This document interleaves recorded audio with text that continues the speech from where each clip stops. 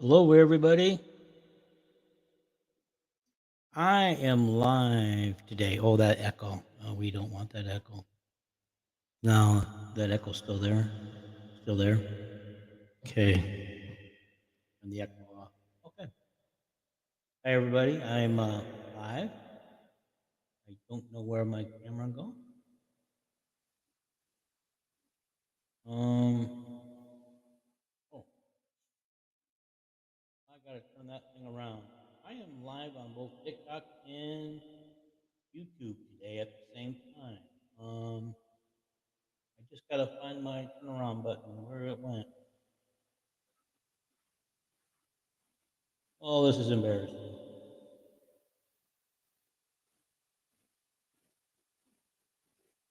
Okay, you get to look at my water bottle there while I figure this out, guys.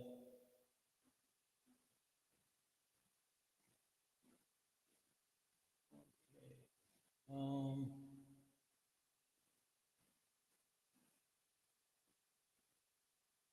okay, I can't find where it flips around, guys. I'm not sure what's going on. All right, okay, guys, until I figure this out, I'm not going to accept anybody yet. Shoot, shoot. Anybody know where the button is? I don't usually do live, so I'm not sure where I flip this thing back to. Okay. Coke bottle. And here I'm already live on YouTube, live here, and I'm screwing everything up.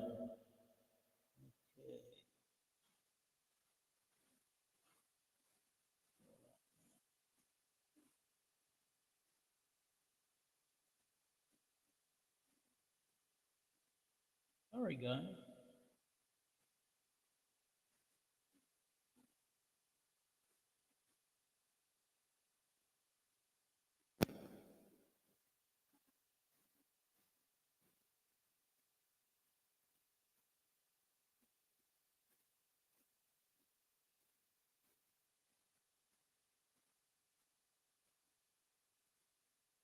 Okay, guys, I don't know what's going on.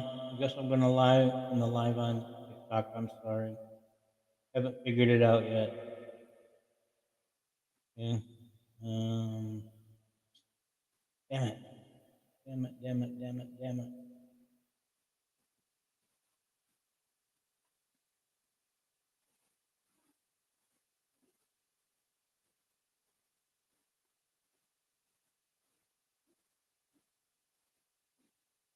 Okay, guys, I'm gonna get out of here on the. Um, I'm gonna get out. Sorry, guys. I apologize.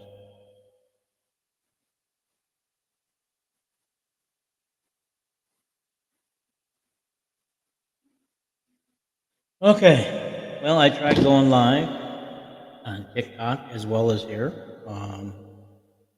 So I'm sorry. Okay. All right, guys. Let's start with the new OC. Let's talk about what got printed out this morning. Yesterday we are all. Why is it echoing? Oh, there we go. Now we try this. Okay, that's better. All right. So yesterday we all got hyped up with this guy named Brennan Marion as our new OC. We got excited for the new go offense that was coming. We thought for sure he was coming because um, he, all the he got posted that on Twitter or X as it's called now.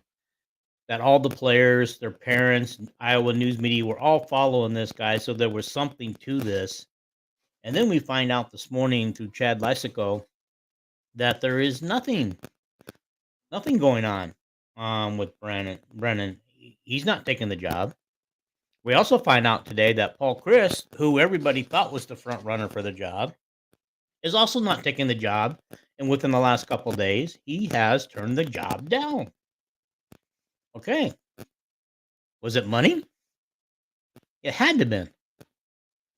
Although I have another friend poster, I won't name him here, who said that it wasn't about the money. So is it about Kirk and putting his thumb on the offense that the offensive coordinators don't have a can't do anything? They're not allowed to do anything. We've seen what he did to Brian, his son, you know? And, and so this is crazy. We can't get an OC. We've got spring practice around the corner coming up in February. We had the February signing period coming up, and we have no wide receiver coach yet.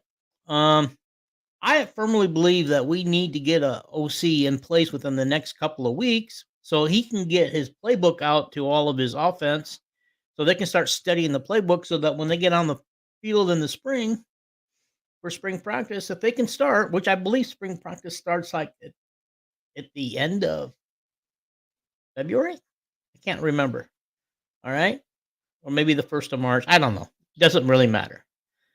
But these guys need time to look over the new playbook. They need to look at the things that they're supposedly going to be responsible for. And then they need to go out and work it in the spring so that in the fall they can work it better with, of course, Kate's not going to be there. So we probably got Deacon and Marco and James Reeser's not there yet. So Tommy Paholski as our 3 quarterbacks taking snaps for the spring. They've got to learn the system. Right now, I think the only person on the team that's capable of running the system right now would be Marco. But, we saw what happened in the bowl game with Marco on his passing. So he's got to get better passing. If I were him, I'd be going right now in the offseason. I'd be finding all the wide receivers and tight ends and just running routes together and practicing his throws. That he needs to do that. That's what needs to happen for Marco to win this job over Deacon if Cade can't go, because we know Cade's not going to go in the spring. That would be stupid to put him out there in the spring. Okay. Okay. I'm going to put this one up. All right. So once KF recognizes that he is the problem, then Iowa football can begin to rebuild and heal from Joe Pa Jr. Yeah, I think so. Kirk is holding the offense back. I mean, he's done a wonderful job of putting this program together, getting a lot of decent coaches. I mean, he did a great job with Phil Parker getting him ready, and the recruiting, I think, is going okay. They seem to be getting the guys they want, the guys they realistically feel can, be in the Iowa mold, in the Iowa culture. The only thing is the offense sucks. Part of we can blame this year on Deacon Hill. A lot of people have. And it seemed like everything, like when we first come out, we're running the scripted plays. They seem to be okay.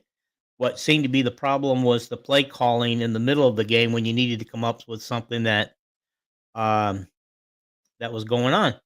Well, isn't it also the offensive coordinator's job really should be up in the booth so he can look down and see what the defense is doing so he can call down a better play than what they're running? Okay. I know that there was execution. Execution is part of the problem. Okay. So, and the O-line to a degree, but they were better this year than they were last year. I think we can all agree on that. Okay. So I think the one thing that bothers me with our whole OC search is that we're not getting Brennan, which I was really looking forward to. I thought we had him for sure the way things were going, and I was excited to see the go offense because really this kind of fits a little bit of Kirk's mind, even though it's an up tempo game. It's kind of first, low risk because they don't throw the ball much in the go. The quarterback, they use a lot of quarterback runs, which Cade wouldn't be Cade would not have been able to run the go. So maybe that's the reason why they decided not to hire this guy. I don't know. But you know what my worst fear is, guys? It's because Philman's not coming. Chris is not coming. Now we know this Brennan Marion's not coming. And Kirk's going to get so desperate. Like Chad Lassigo says it's going to be somebody from the NFL. Okay. Does that mean we got to wait until after the Super Bowl to find out who's available? Because, I mean, do we want somebody off the final 8 teams that are going in, for the playoffs this way? in the divisional playoff realm? Maybe, maybe. We don't know. But my worst fear is we're gonna get stuck with John Budmeyer because he's the only one left. We're gonna promote him to offensive coordinator because nobody else wants the job, and Budmeyer already works for Iowa. You know, is everybody that scared? Really? Are they really that scared of Kirk?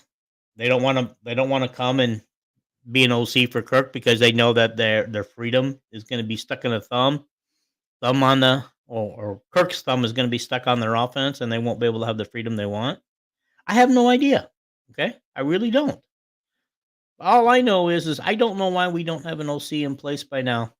I realize that now we're kind of in a desperation mode because apparently the offer went out to Chris, and he finally turned it down just within the last couple days. People are saying that could be because of the money. Maybe it is. Maybe it isn't. We don't know. We'll never know.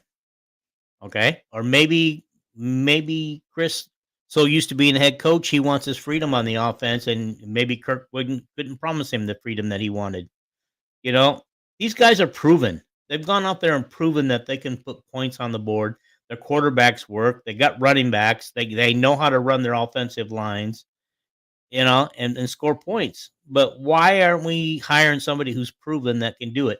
And Chris would have been a perfect fit because not only does he knows our rivals, he knows Minnesota, he knows Nebraska, he knows Wisconsin, he knows what these teams are like, he knows what the rest of the Big Ten is like, because he's been through the wars with them. This would have been a perfect situation, you know. If it was over money, shame on you, Iowa, for not giving him enough money. That's all I can say because I know that Kirk wouldn't be the one to ixnay the money because he has to go through Board of Regents and stuff, I think like that to get the hire approved and get the money approved that they want, you know? But did Kirk try hard enough? Or they just say, no, we're not going to do it, Kirk? Okay. All right. I'll walk away. That's football. That's all I can do. That's all. It's just football, you know? And so that just bugs the tar out of me. It really does. But I just wanted to get out there, I wanted to talk a little bit about this whole OC search, how it's got the fans up an issue and everything else. And, Kirk doesn't worry about scoring a lot of points. He just wants to win, baby. It's not about the points, just win. He doesn't put that scoring points a priority. And that just kind of bothers me, guys. It really does. Okay. Well, that's really about all I got to say on the OC. So let me do a quick recap. By the way, the women play at 8 p.m. Central Time on Peacock tonight. I know that's going to make a lot of people mad because Iowa games are starting to show up on Peacock. Um, Honestly, it's worth the $5 I pay a month for Peacock. It really is because I'm not just watching the Iowa game. You know how many great shows they have on there? They have a lot of great shows and movies on there, and some of them are from the theaters for free.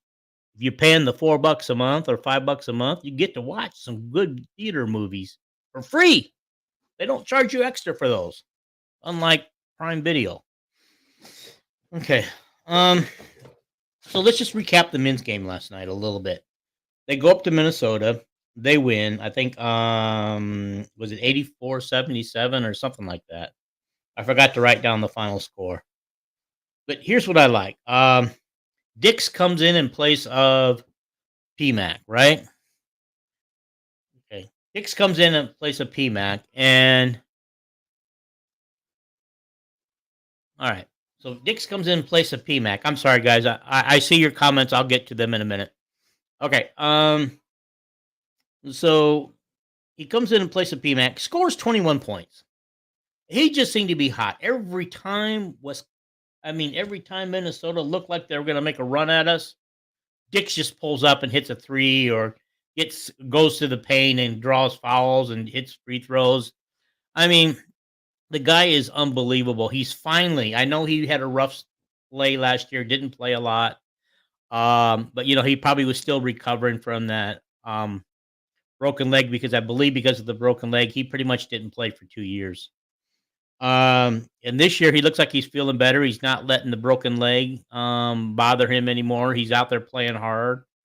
And I think Dix is gonna carry us. Sorry guys. That's my ringtone, but it says scam possible, so I'm gonna let it go, and it's from a 319 area code, which I don't live there anymore. So if it's important, they'll leave me a message. It's probably, "Hi, I'm Sergeant Dix from the Iowa State Patrol, and I'm here to ask you for some money to help support our police officers." They always use that police voice when they call you. I just hang up on them because I think it's a scam. Okay. Um, I want to help. I got plenty of relatives and friends in the police officer mode, or who are cops and stuff like that. And if I want to contribute to them, I'll contribute to them directly. Okay. Anyway, getting back. How phenomenal Dix was last night. He just was on fire last night. And then Cricky 25 points. I mean, that's pretty good. I think Cricky averages about 20 points a game right now, doesn't he, guys? And so 25 is about what you expect. And then there's Freeman. He still got 12 points last night, even though he spent most of the game on the bench. I bet he spent more than half the minutes on the bench last night.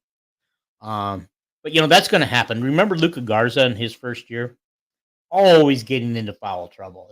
Lucas seemed to spend more time on the bench than he did playing, and it was like cool to see Luca in the audience last night, sitting behind the Iowa bench last night with his girlfriend. Of course, you guys all know that he's a Minnesota Timberwolf, so he would have been right there in town to come and make it real easy for him to see his former teammates play, because he's not been gone from the team that long, just 2 years, 3 years, 3 years. So some of those guys were there when he was there, especially PMAC.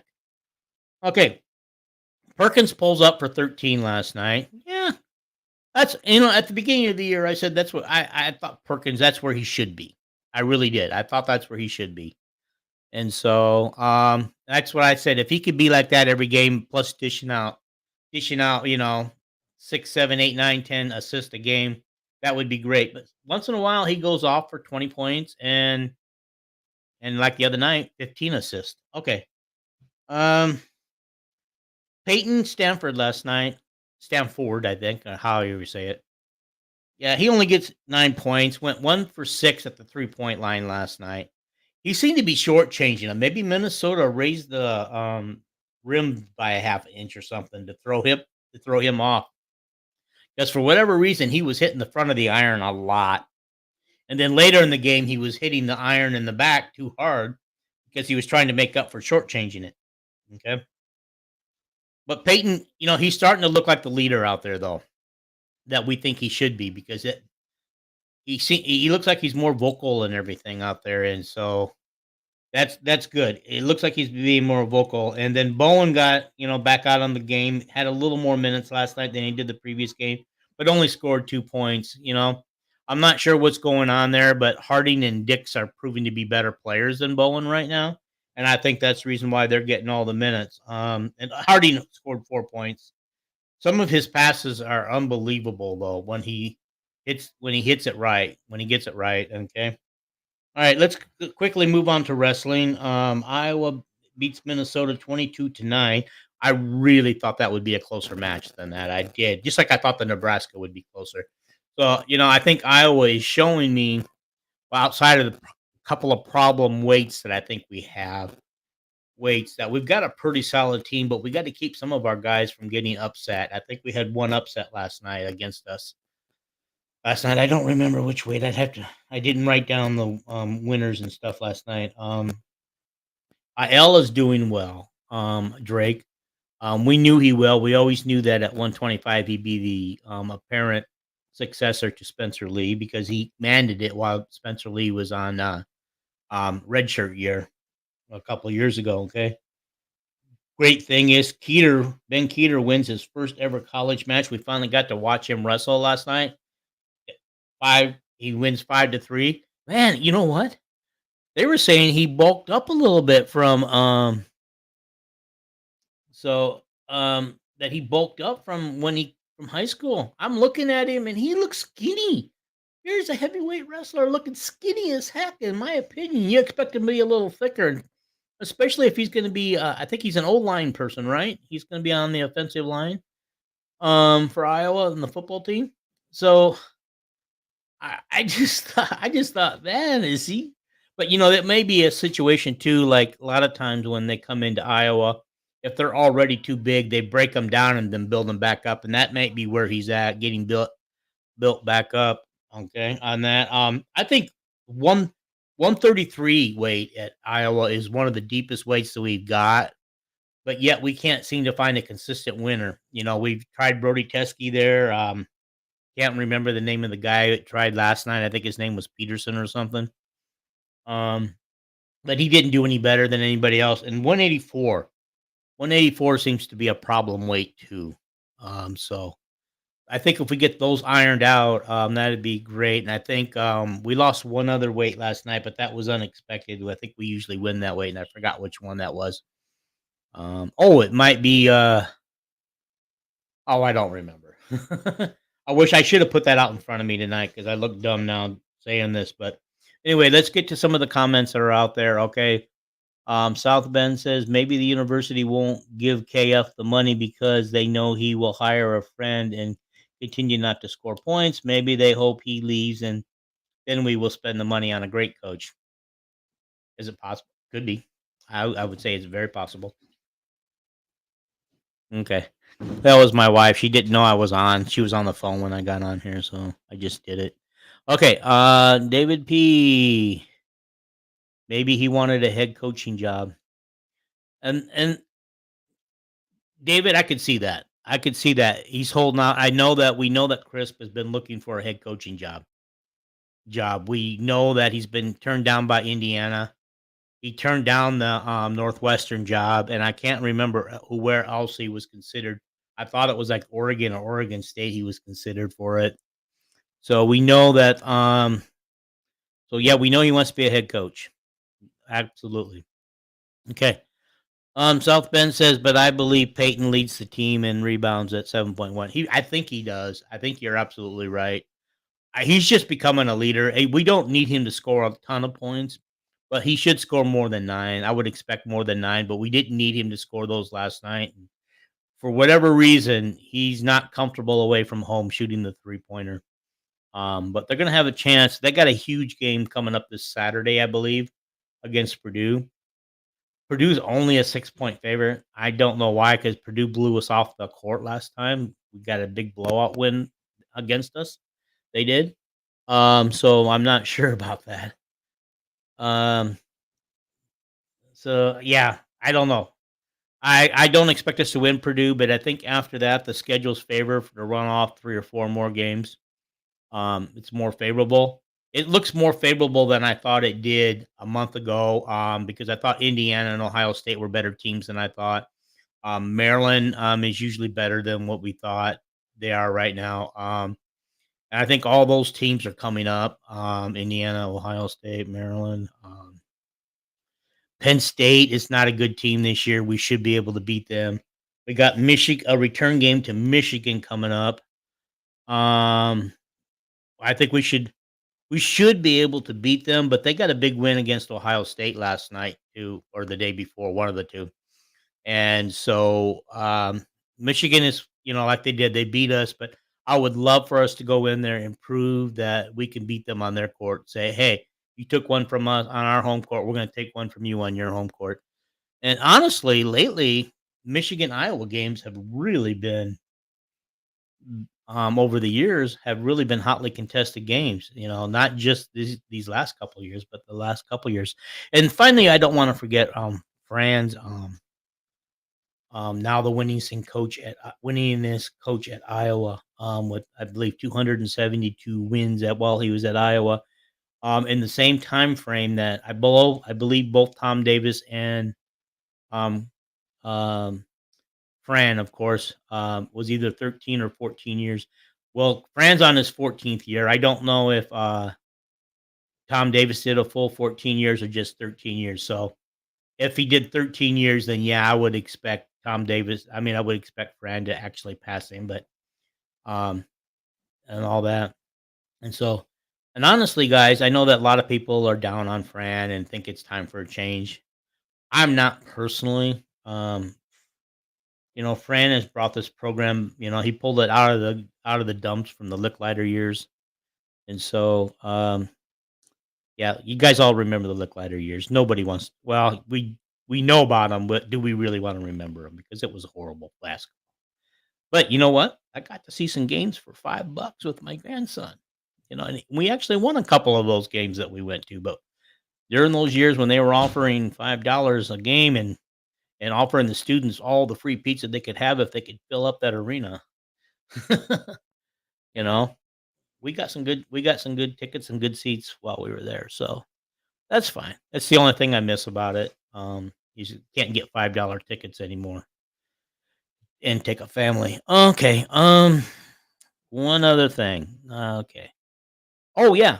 I wanted to say, I don't know how many of you watch The Morning Rush or listen to The Morning Rush, out of Des Moines, on KXNO, radio in Des Moines. I listen to it as a podcast because they record it and it's a podcast later in the day, which I listen to it. Last night, Travis, one of the hosts, put up a survey right after Iowa win. Who's the greatest coach in Iowa history? He put up Fran, Lute Olson, um, Fran, Lute Olson, Pops, Pops Warner, or something like that. Pops Harrison, and I can't remember the other one. However, Tom Davis. Tom Davis, yeah. Tom Davis, Fran, Lute Olson. So, Lute Olson won. I believe Lute Olson won the greatest, basketball coach either, followed by Tom Davis, followed by followed by Fran, followed by Pops, but a lot of people nowadays wouldn't even know who Pops Harrison is. I don't even know who he is, okay? Apparently, he was coach in the '50s and took the teams to a couple of Final Fours. Well, that would have been when they lost to San Francisco in the championship game because that's the one I think that was the only other time we went to the Final Four was a couple of years in the '50s. Okay, okay, this is long enough. I just wanted to get this out there. If you miss any part of this, please go back and watch it when I post it to YouTube, and I'll be sharing it all over Facebook today. I want to apologize to the TikTokers because that was the first time I tried to go live on TikTok at the same time we did here. Um, and there was a lot of people on TikTok when I had to end it because I had it flipped to me. I flipped my screen to me, the selfie mode. And when I went live, it flipped itself back to the other way, and it didn't give me an option to flip it back. So I'm not sure what happened there. I'm gonna work on that, and I'm gonna try that again to go live both places. The only reason why we don't go live on Facebook at the same time is because I need the computer to do both, and I'm gonna share it to Facebook anyway. So I don't know. I will try. Maybe I could try Facebook, TikTok, and here all at the same time. I would need to have to use my wife's phone to do that. Okay. But hey, guys, it was fun.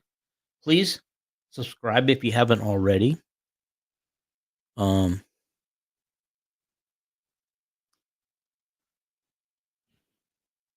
really, I don't know what you're trying to say. I really don't. Really, BMD. What's that mean? Anyway, so yeah, I just thought I'd come out here and I just vent a little bit about the OC. I just didn't want to wait till tonight because the women are playing, and it seemed like the last video didn't do well because of the bad timing on it. And I just thought, I knew there wouldn't be a lot of you guys on here.